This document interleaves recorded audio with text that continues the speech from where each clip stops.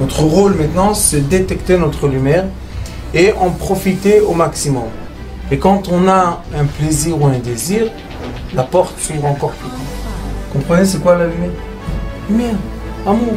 C'est pas important qui tu es, où tu es, comment tu es. Dieu t'aime.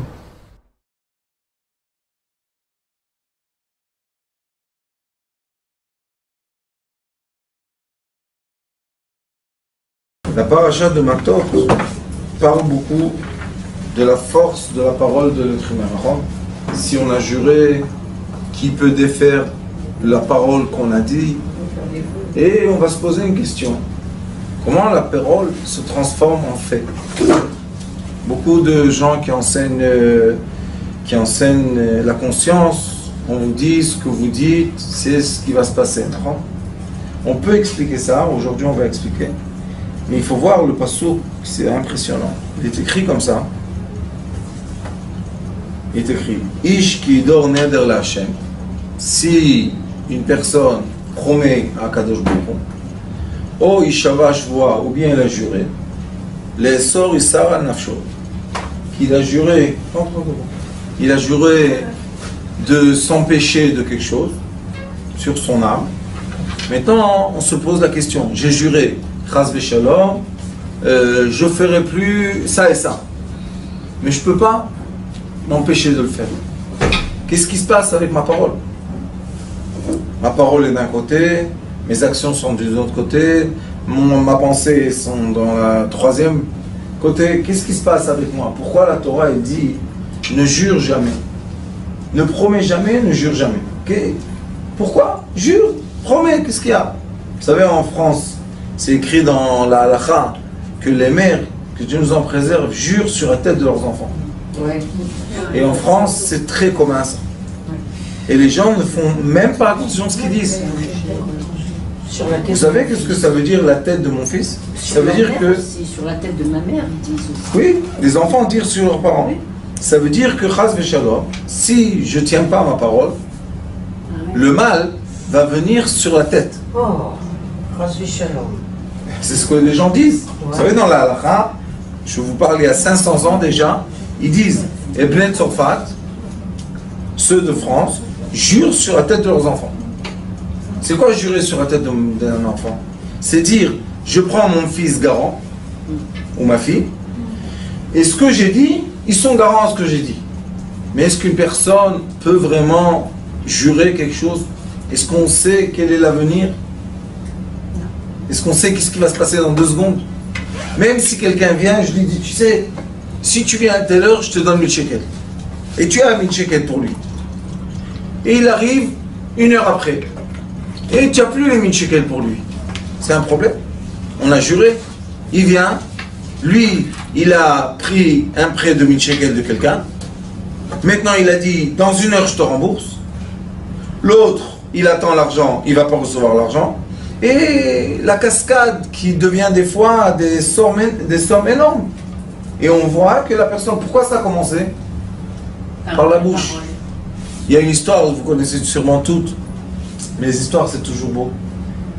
Il y avait un roi, et ce roi-là, il était très très malade. Top. Ils sont venus les docteurs, ils ont dit, il faut qu'il boive du lait d'une lionne, on dit en français? Lionne. Et personne n'a voulu aller emmener le lait de la lionne. Un juif, le roi il a promis, un juif il a dit, bon, je vais faire avec une sagesse et je vais t'emmener un verre de lait du lion. Qu'est-ce qu'il a fait? Mais est-ce qu'il avait promis? Il lui a dit, je t'emmène le verre de lait de lion. Oui, mais sans promettre. Bien sûr, en promet. Je jure que je vais écoutez. Et qu'est-ce qu'il a fait? Il a pris des chèvres avec lui. Et tous les jours, il envoyait une chèvre dans la bouche de la lionne. Et la lionne, elle a commencé à s'habituer qu'il est là à côté d'elle, jusqu'à un jour que vraiment il pouvait la caresser, parce qu'elle était en train de manger la chèvre. Et on sait que le lion, quand il est rassasié, il fait rien du tout. Il ne cherche pas à attaquer les gens, lui. Il est rassasié, il dort. Et il s'est approché, Baruch Hashem, il a pris le lait, il était super content. Pourquoi? Personne n'a osé. C'est quoi? C'est une mission de fou, ça. Tu rentres chez la lionne pour prendre du lait. Bon. Quand il retourne, il a son lait précieux là à côté de lui. Et il s'endort à côté d'un arbre. Donc, il commence à entendre un débat. Quel est le débat? Les pieds disent à tous les membres du corps, nous allons recevoir le mérite de cette action. Les jambes viennent, les pieds, ils disent, les membres lui disent, pourquoi vous? Ils disent quoi? Sans les pieds, comment il aurait marché? Pas de raison.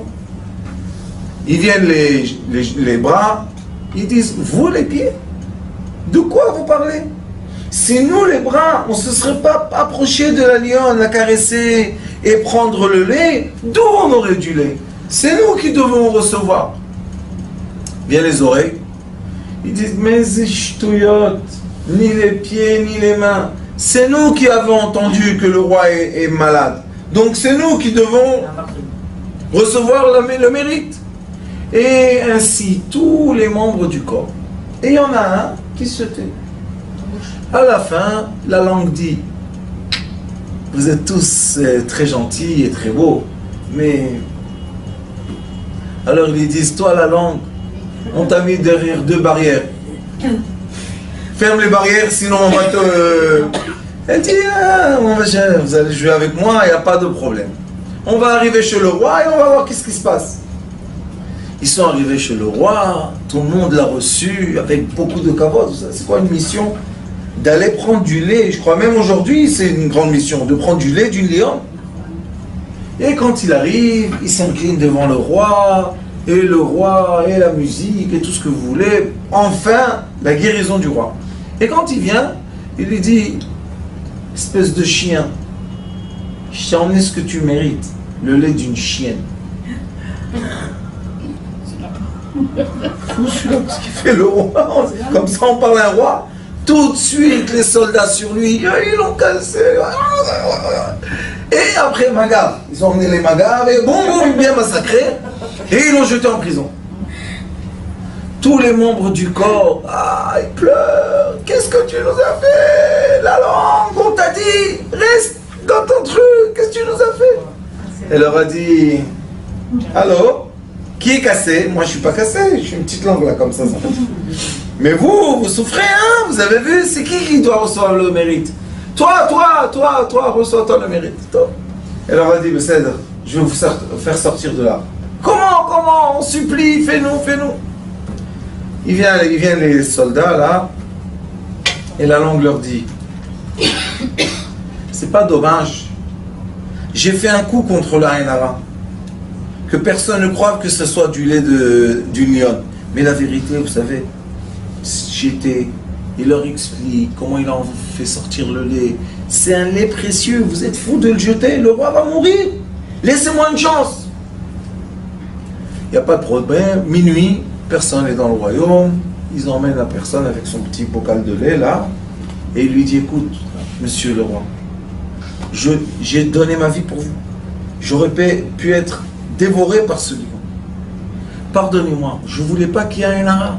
Vous comprenez? Si tout le monde aurait vu le lait, il vous aurait pris d'un ara, c'est pas plus dangereux que la maladie. Et comme le phoning, la forex, histoire de fou à pas commencer, à pas finir.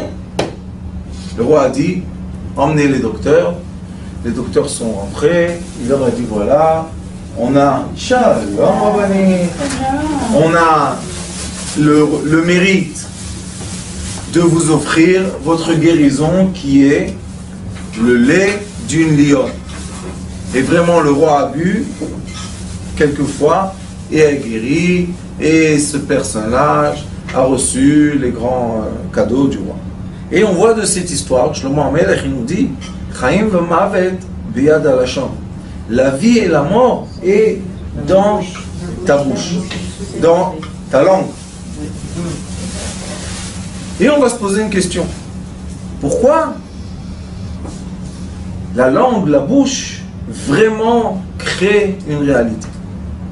C'est une très belle question. On a, Baruch Hashem, à l'école, des études très profondes. C'est pas nous. C'est le mérite des élèves, la vérité. Moi, je suis rien qu'un haut-parleur. On appuie, le lâchant commence à travailler. On me dit c'est fini, hop, j'ai appuyé, ça arrête de travailler. Il est écrit ici, dans la paracha, regardez. Lo yachel devaro, kechol ha'yotze mipiv ya'aseh. Tout ce qui sort de la bouche, secret, devient concret. Une personne, que Dieu nous en préserve, fait sortir de sa bouche une malédiction. Elle ne la voit pas maintenant, mais ça y est, elle s'est créée. Où elle s'est créée? Je ne la vois pas. Attends. On marche dans le chemin de la vie, on a complètement oublié de cette histoire, on a continué, comme on dit, on a tourné la page, mais il y a une tâche. Et la tâche, elle influence les autres pages. Et tout d'un coup, une personne dit, qu'est-ce qui s'est passé? Pourquoi ma vie est partie en vinaigrette? Qu'est-ce qui s'est passé? Qu'est-ce que j'ai fait de mal? Maintenant, tu n'as rien fait de mal. Mais dans le temps, tu as parlé. C'est pour ça qu'on fait, il y en a qui font tous les Erev Shabbat. Il y en a qui font tous les Erev Rosh Chodesh. Il y en a qui font une fois par an obligatoire quoi? Atarat Nedarim ou Shvuot. Vous savez qu'est-ce qu'ils disent le Chazan, Rosh Hashanah? Le commencement de la prière de Rosh Hashanah, qui prend 2 jours de travail, c'est la bouche, non, Akadosh Baruch Hu. Non, efface tout. Mais Akadosh Baruch Hu a dit dans le Torah, regardez ce qui est écrit. Kechol ha'yotze mipiv, tout ce qui sort de la bouche, ya assez. Ça va être réalisé. Maintenant, on se pose la question. Vous savez, on aime la recherche du savoir. Et on se dit, comment c'est possible? C'est quoi la parole? C'est de la vapeur. De la vapeur. Ou de l'air chaud, ou de l'air froid qui sort. Le souffle. Dans la halachot de Tkiyat Shofar, c'est pas la halachot, c'est le kavanot du shofar de Rosh Hashanah. Dit le Ari HaKadosh que quand une personne souffle le shofar, qu'est-ce qui se passe vraiment? D'où vient ce souffle? Alors, cette personne fait sortir un certain souffle, et ce souffle-là rentre dans le shofar et devient un son. Le son qu'on entend du shofar. Pose une question, les sages, le Ari HaKadosh pose une question, d'où vient ton souffle? D'où vient cet air qui rentre dans le corps du monsieur qui va souffler le shofar? Et après, elle va sortir du shofar. Et qu'est-ce qu'elle va faire l'air? Elle va rentrer dans les oreilles des gens qu'ils entendent, ou bien dans la respiration qu'on avale. Qu'est-ce qu'on respire? On respire des ondes du son, les ondes des couleurs, les ondes électromagnétiques, les ondes des iPhones, les ondes de plein d'ondes. On respire dans notre corps. Et qu'est-ce qu'ils font les ondes quand ils rentrent dans notre corps? Ils vibrent. Et quand ces ondes-là vibrent, qu'est-ce qu'elles font dans le corps? Elles créent une réalité. Exemple. Si une personne maintenant mange quelque chose qui est très très piquant, qu'est-ce qu'on va voir sur son visage? Très rouge, on va se poser une question. Qu'est-ce que la différence entre un concombre piquant, pas un concombre, un piment, un piment on dit, piment piquant, et un piment normal? Ça existe. Comment on dit poivron. Alors on a un piment qui est piquant et on a un poivron rouge. Quelle est la différence entre eux? Le goût, mais c'est pas le même, non, d'aspect. Quelle est la différence, vous savez? La vibration qui se dégage de quoi? De ce légume qui a été créé pour dégager de certaines vibrations. Par exemple, il y a des femmes qu'elles sont allergiques au piquant, et quand juste elles touchent, toutes leurs mains enflammées. Qu'est-ce qu'il y a? Pourquoi la main enflammée, hein? Parce que il y a des vibrations. La preuve que le poivron rouge est très doux. Le poivron jaune, moitié-moitié. Le poivron vert, ça commence à être plus piquant, plus fort. Dans la shakshuka japonaise, qu'est-ce qu'on met dedans? On met du rouge et du vert un peu. Ça donne un petit goût comme ça, sympathique. Et après, on met un peu de piment qui est piquant. Mais quand on a mangé le piment, qu'est-ce qu'on a fait? On a rentré dans notre corps un élément organique. On l'a défait avec nos dents, la salive de la bouche. Et il est rentré dans l'estomac. Qu'est-ce qu'il fait là-bas, vous savez? L'estomac cuit le manger. Et quand il se cuit le manger, vous savez qu'est-ce qui se passe? Il s'ouvre, il se défait. Et on a une vibration lumière qui a été captée par le soleil dans le processus de la photosynthèse. Les légumes, les fruits captent des rayons de soleil, ils les gardent en capsulation, et quand on mange, ça se dégage. Le fruit, la capsulation s'ouvre, la lumière qui génère notre corps sort, se dégage, et les déchets s'en vont. Donc, on peut faire le parallèle entre ce qu'on mange et ce qui se passe dans notre corps, et ce qu'on respire et ce qui se passe dans notre corps. Exemple, on donne à quelqu'un respirer de l'air qui a dedans du... Comment il s'appelle le noir là. Un truc de girafe. Non, le Poivre. du poivre. Il éternue. Qu'est-ce qu'elle fait à personne? Il éternue. À part ça, ça le brûle. Oui, ça pique. Ça pique, ça brûle. Je suis loin de toi, à 20 cm, je t'ai pas touché, laisse-moi tranquille, je fais ce que je veux. Oui, mais tu as enlevé ou du poivron, du poivre, ou bien il y a l'autre, comment il s'appelle, le jaune, la moutarde. C'est quoi? C'est de l'air qui sort avec une certaine vibration, qui pénètre notre système respiratoire et qui fait une réaction physique dans notre corps. Si on sait et on comprend que respirer de l'air ou manger du manger fait une réaction sur notre corps physique, et notre corps physique est quoi? Est seulement le reflet d'un corps astral qui est le reflet d'un corps plus astral qui est le reflet d'un corps plus astral.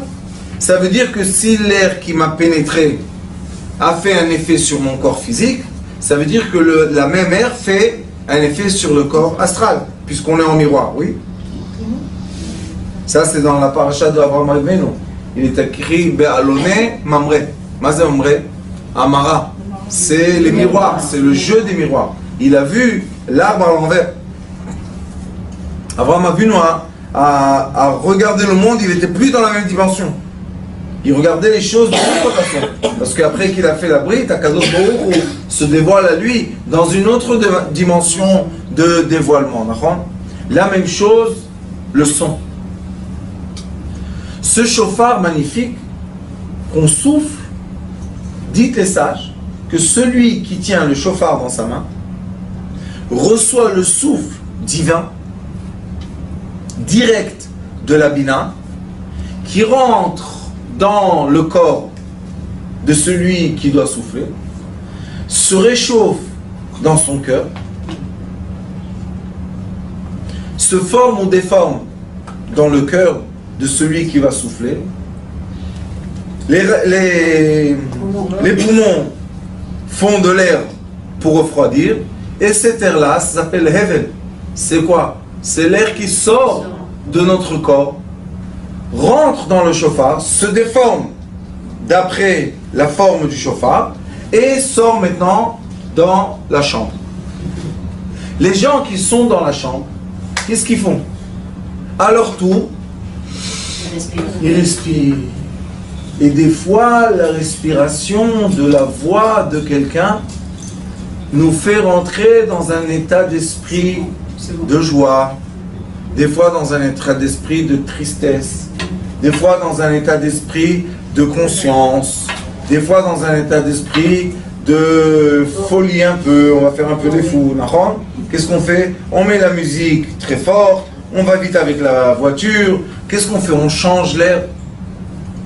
On change l'air qui nous entoure, on change notre comportement. Jusque-là, on était logique, non? On continue. L'air qui sort de notre corps, qu'est-ce qu'il fait? Il sort à 37 degrés, à peu près, et il s'éloigne de nous, non? Pourquoi il s'éloigne? Parce qu'il est léger, et la température change, non?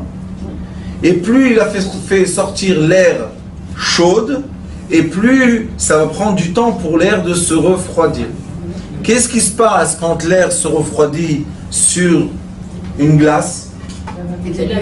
La buée de l'eau. Refroidissez l'eau, qu'est-ce qu'on va recevoir? Des gouttes d'eau. Ah, l'eau, pardon. C'est quoi un glaçon? C'est un mur. Par l'air, on peut passer. Par l'eau, on peut passer. Mais par la pierre, c'est fini, on ne peut plus passer. Vous savez qu'est-ce que fait la personne quand elle parle? Elle fait des murailles devant elle. Des murs, et des murs, et des murs. Des fois, un mur se crée 10 ans plus loin que la parole. Des fois, 5 ans. Des fois, 1 an. Et des fois, 1 seconde. Quelle est la différence, vous savez? Plus l'air est chaud, brûlant, j'ai parlé quand j'étais énervé, j'ai parlé quand j'étais contrarié, j'ai parlé quand je tapais des pieds, et j'ai fait sortir des cris. Le cri ne s'efface pas. Il va dans le futur et il va créer des réalités. Et après, c'est quoi tout ce qu'on doit surmonter dans notre vie? Les gens disent, Akadosh Baruch Hu, pourquoi tu me fais comme ça? Akadosh Baruch Hu, c'est l'origine de la lumière blanche. Est-ce qu'il fait du mal, lui? Il dit à Akadosh Baruch Hu, mon fils, je t'ai fait rentrer de l'air pur de respiration. Qu'est-ce que tu as fait avec cette respiration? Tu l'as transformée en quoi? Maudire, jurer, s'empêcher, dire du mal des autres, lachonara, aïna. Pourquoi tu as fait ça? Moi, je t'ai donné de l'énergie pure, laisse-la pure, et tout le monde est content. Tu veux la déformer, shalom aleichem. Tu veux la déformer, chas v'shalom, tu vas recevoir les murailles. Après, les gens, ils disent, combien d'échecs j'ai dans ma vie? Dis-lui, combien tu as fait attention à ta parole? Sur la tête de mon fils. Les gens, ils sont fous, quoi. Tu as mis une parole bête avec un ami à toi en train de, à Belleville, faire les fanfarons, et tu as juré sur la tête de ton fils. Après, tu fais la aliyah, et malheureusement, la tête du fils. Tu fais tchouva, tu fais ce que tu veux. Tu as juré. Atarat nedarim. Il faut faire attention à ce qu'on dit. Qu'est-ce que dit la Torah? Regardez les mots. Kol hayotze mipiv. Pourquoi il n'était pas écrit? Pourquoi il n'est pas écrit tous les mots? Kol hadibour. On devait avoir ici quoi? Kol ma sheomer. Tout ce qu'il dit. Kol ma shemedaber. Tout ce qu'il parle. Non. Kol hayotze mipiv. Vous savez c'est quoi ça? Même la respiration qui est comment? Une personne dit ouf. Quel était le message? J'en peux plus. Ouf. Il n'y a pas de problème mon fils. Le mur est en train de se faire. 0. Abanit. Point zéro. Point zéro. Pour revenir en arrière. On ne veut pas aller en arrière. Non mais pour... On veut aller en avant. Non, mais je veux dire pour... Je vais expliquer. Comme on comprend maintenant, je pense physiquement, comment l'haleine de notre respiration crée des miroirs. Et on commence à vivre dans un monde de miroirs. Et les miroirs, comme vous connaissez, en France on dit la foi. comment on dit, l'onapa, comment on dit? La foi.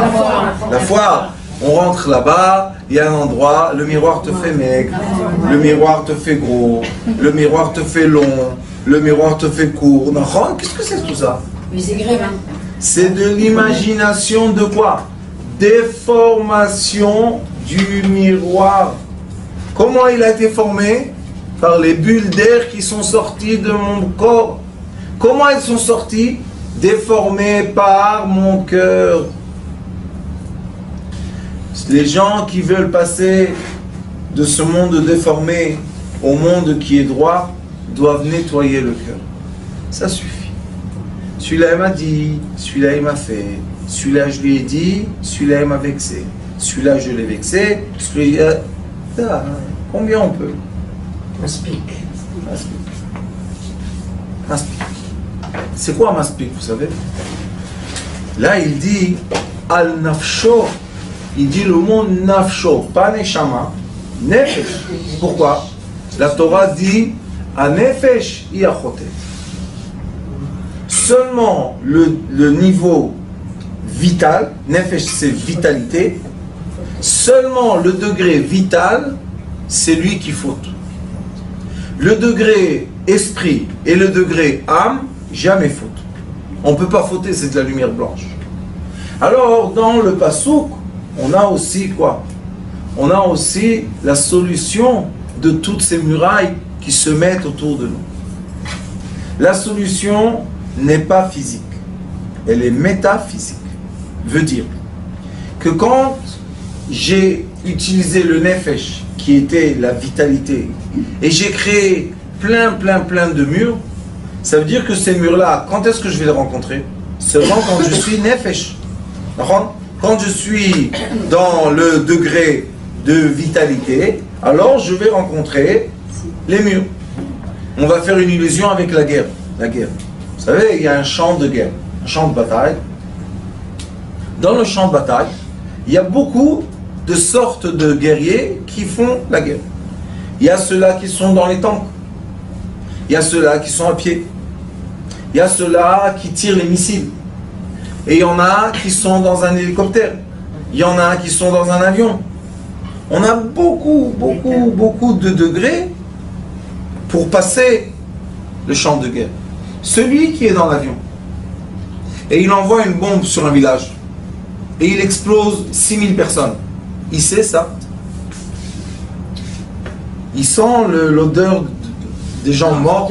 Oui, mais il est en haut. Il a l'air conditionné. Ah oui, mais il a envoyé une bombe, il sait très bien qu'il va y avoir des dégâts. Rabbanit, ils ne savent rien du tout.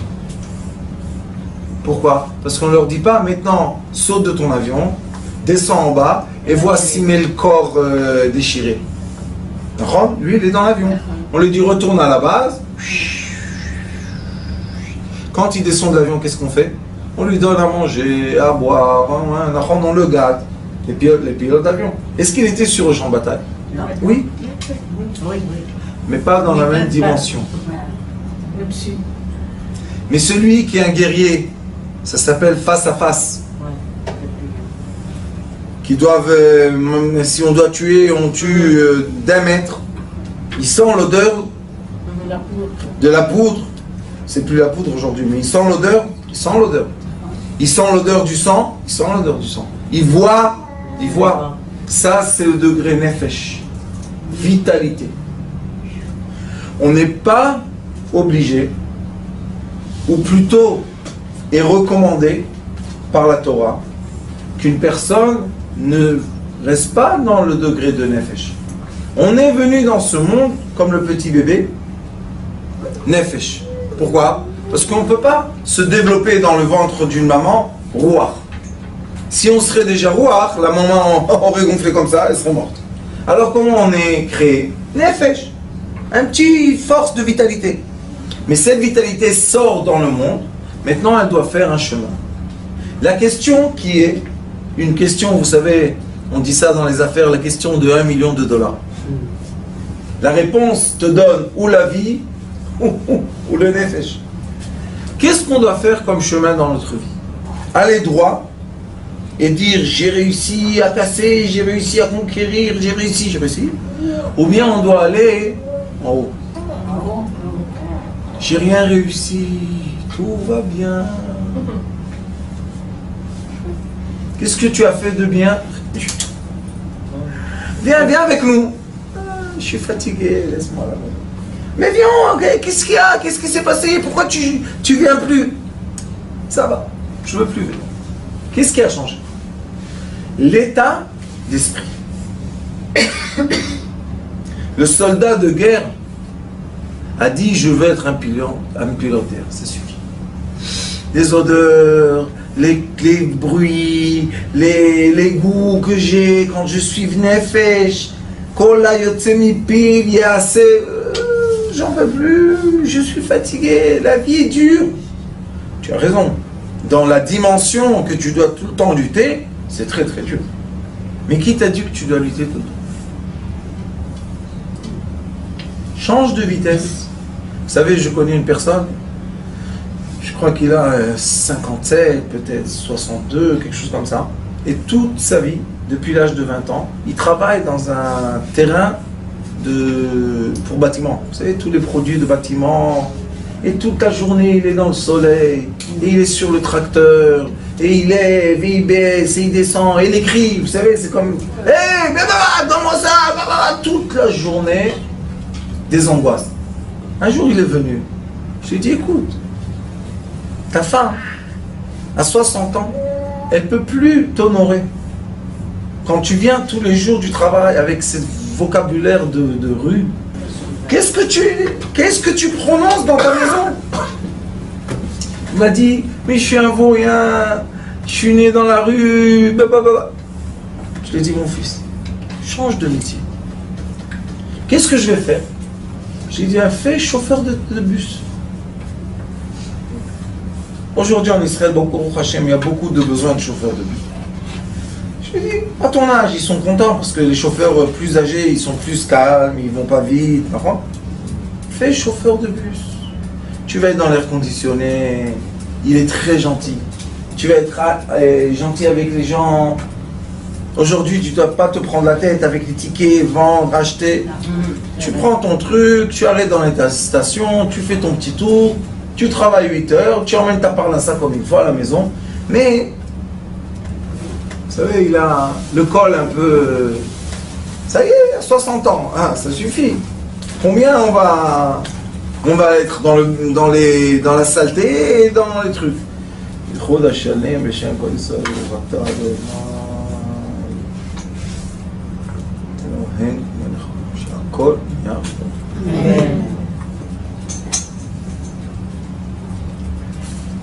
Nous dit la Torah, quand tu es nefesh, seulement quand tu es nefesh,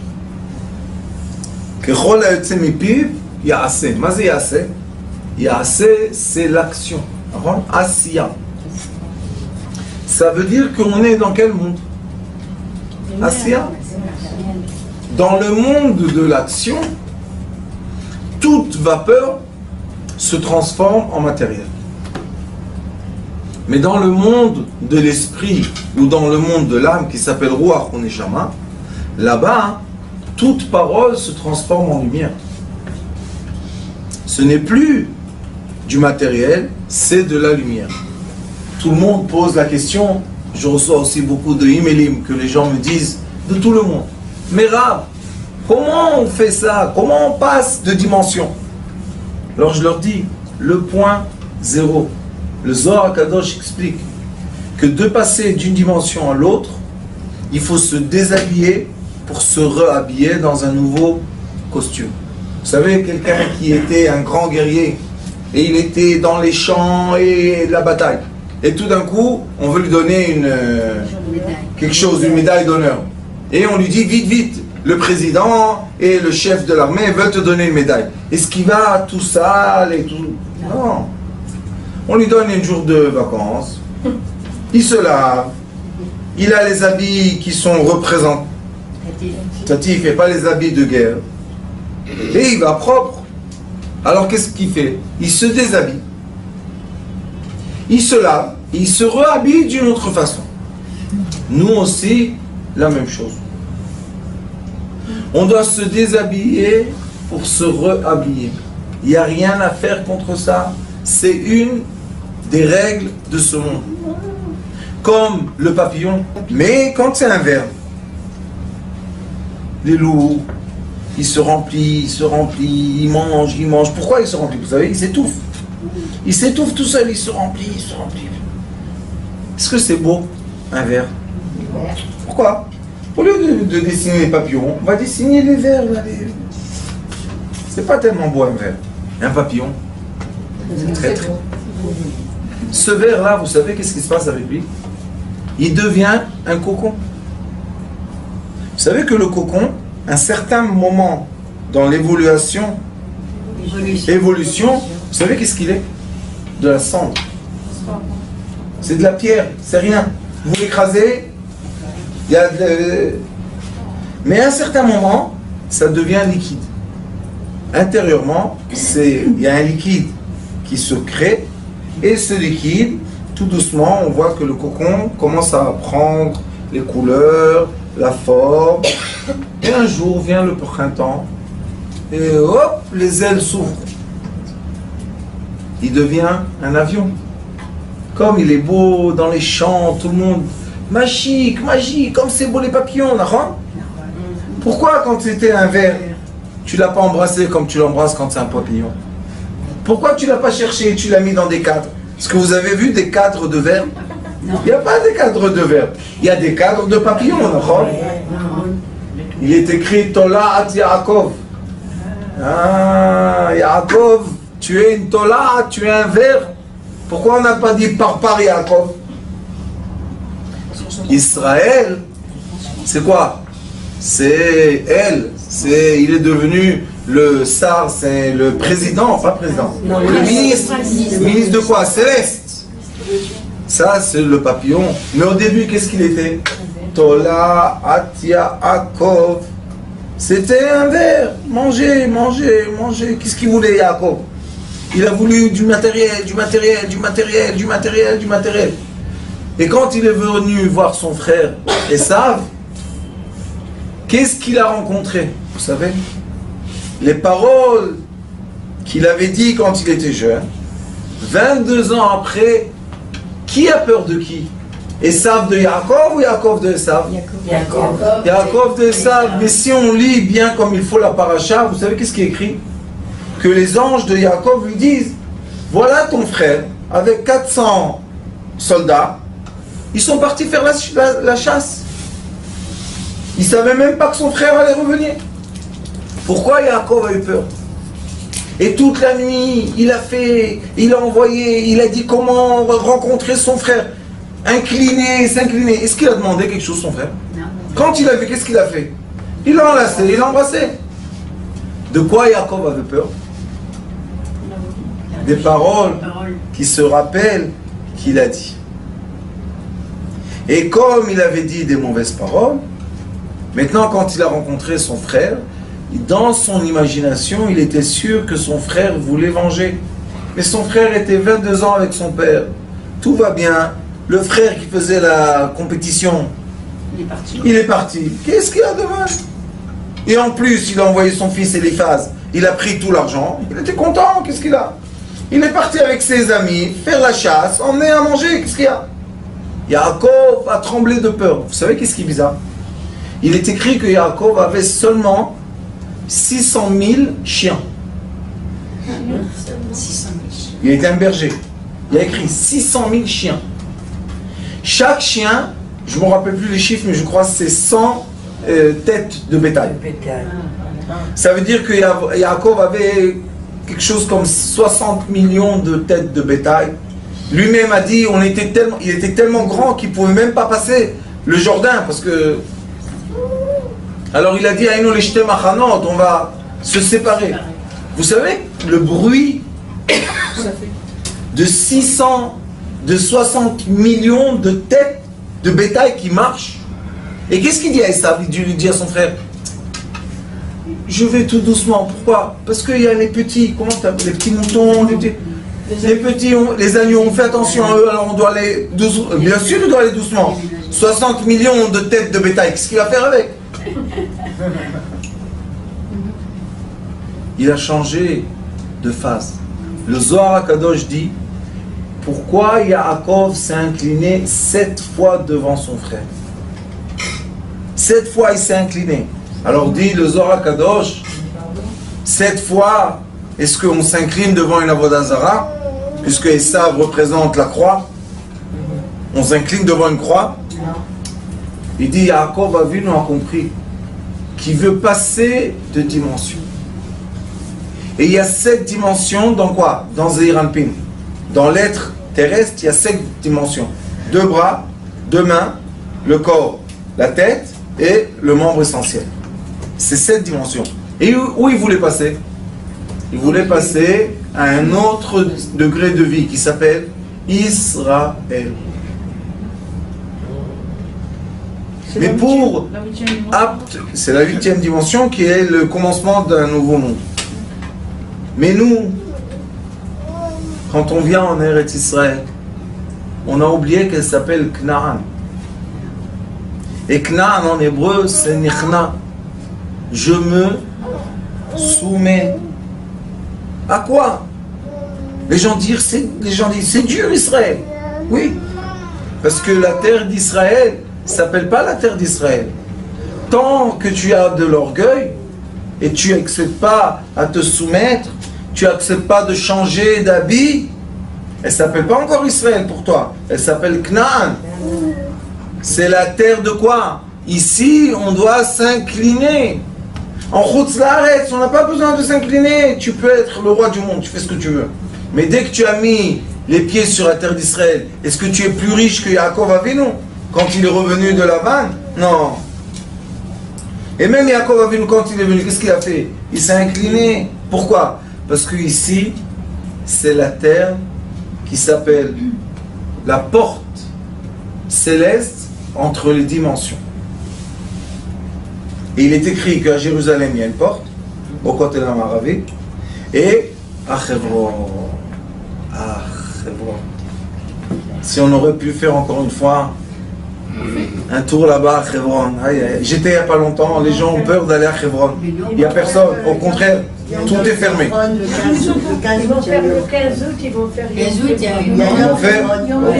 Comment ça s'appelle? Yom Hebron. Si Dieu nous donne la vie, peut-être on va aller là-bas aussi. Le 15 août. 15 août, Yom Hebron. Hebron, c'est la porte. C'est la porte de quoi? Si on va là-bas, on meurt. Comme il y a l'air du Gan Eden. Qu'est-ce qu'on a dit au tout début? L'air qu'on respire crée nos miroirs. Si tu respires de l'air du Gan Eden, quel miroir tu as en face de toi? Gan Eden. Vous savez c'est quoi Gan Eden? Gan Eden c'est je t'aime, le plaisir, l'amour, la gentillesse, la bouche propre. Alors si quelqu'un veut faire une vraie tchouva, il va là-bas au Gan Eden. Il se remplit d'air du Gan Eden. L'haleine qui va sortir de sa bouche, c'est quoi? C'est l'haleine spirituelle de l'esprit. C'est plus l'haleine de l'action. Est-ce que maintenant, quand il a passé par le petit trou comme ça, il s'est déshabillé d'un côté, il s'est réhabillé dans l'autre côté, est-ce que maintenant, dans le chemin de sa vie, dans la nouvelle dimension, il va rencontrer les paroles qu'il a dites? Non, parce qu'il a changé. Il a changé. Il a changé de dimension. Il n'est plus dans le même pays.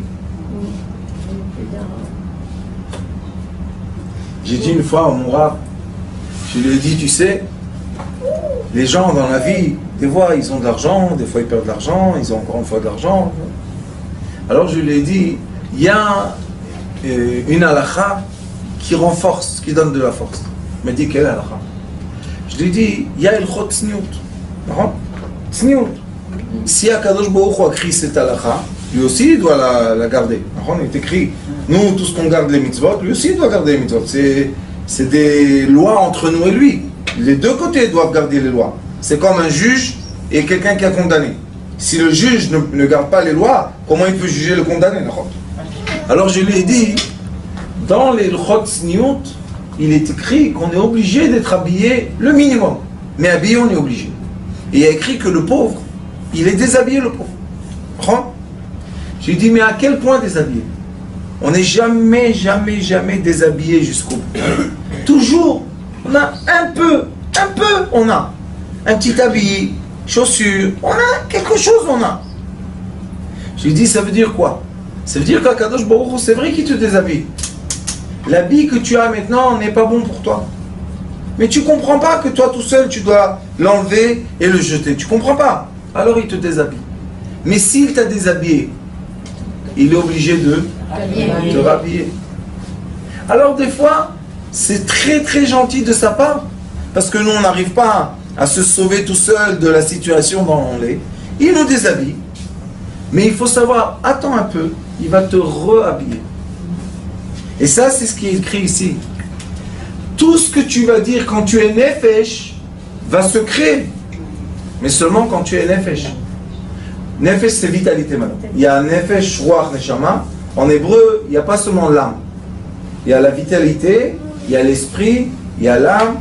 Après, il y a chaya, après, il y a yechida. Il y a beaucoup de degrés spirituels qui ont beaucoup de noms différents. Et chaque fois que la Torah utilise un certain nom, c'est pour nous dire que maintenant on est à un certain degré spirituel.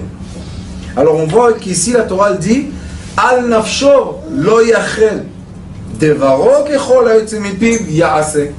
Alors on voit que nefesh et asiya c'est le même degré. Il y a beaucoup de remazim comme ça dans la Torah qui disent où on est. Et quand on veut monter, qu'est-ce qu'on dit? Teilim, lev tahor Berali Elokim. Dieu m'a créé un cœur pur. Et qu'est-ce qui est contenu? Veruach nachon chadesh bekirbi. L'air, le vrai air, renouvelle dans mon corps. Quel est le rapport mon cœur pur et l'air? Parce que le cœur représente le ruach. Ruach c'est quoi? Spirit, c'est l'esprit de l'être. L'esprit de l'être et en rapport de quoi? De mes sentiments. Si mes sentiments sont encombrés, et l'autre m'a dit, et l'autre m'a regardé, et je parle toute la journée de shtouyot, comment je vais être ruach nachon? Comment je vais recevoir l'air pur? Vous savez, dans la synagogue Rosh Hashanah, on souffle le chauffard. Il y en a qui sont en train de parler. Qu'est-ce qu'ils entendent dans l'oreille? C'est ce qu'ils entendent. Et il y en a qui sont bien dans la prière. Lev, Taor, Beral, Elokim. Ils ont bien travaillé l'oul. Ils ont bien fait les slichot. Qu'est-ce qu'ils entendent? Et des fois, quand on ferme les yeux, on ne sait pas combien de temps il y avait le chauffard. Ça, c'est quoi? Se recréer. C'est vrai, il y a une thérapie qui s'appelle Rebirth. Je peux me renaître. Mais ils ont oublié une chose. Où te remettre? Encore une fois dans l'action. Encore une fois dans la création de quoi? Des limites, des... Non. Tu veux te recréer. Yaakov, c'est le Shon Ekev. C'est quoi Ekev? Le talon. Israël, le Shon El. C'est au-delà de l'être humain. Et Yaakov Avinu, comment il a changé de dimension? Il s'est incliné, Nichna, Eretz Knan, il s'est incliné. Devant son frère, il est devenu zéro. Zéro. Bah. Vous savez qu'est-ce qu'il était écrit après? Quand Yaakov enterre son père, Ishmaël lui dit Venatatali et Ar Seir. Donne-moi une montagne. Et c'est tout. Et toute la terre d'Israël. Il dit, c'est à toi mon frère. Combien d'efforts il a fait au début quand il était nefesh? Il lui a volé d'être l'aîné. Après il lui a volé les brachot de son père. Et après il a volé le cœur de son beau-père. Tout le temps. Et qu'est-ce qu'il a reçu? Celui-là, il a couru après lui, il voulait le tuer. Son frère. Après, Lavan a couru après lui, il voulait le tuer. Son beau-père. Et après, il est venu à Eretz Knan. Je veux plus rien. Yaakov, lo ekare shimcha Yaakov. Israël, tout va bien, je suis content. Esav, qu'est-ce que tu es parti chercher? Des moutons? Tiens, ils l'ont donné des milliers. Tiens, prends. Je veux de la paix. À quoi ça sert beaucoup d'argent et beaucoup de problèmes? Un peu pour vivre et la paix. La terre d'Israël ne s'appelle pas Israël. Ça s'appelle Canaan. Canaan. Après, Israël.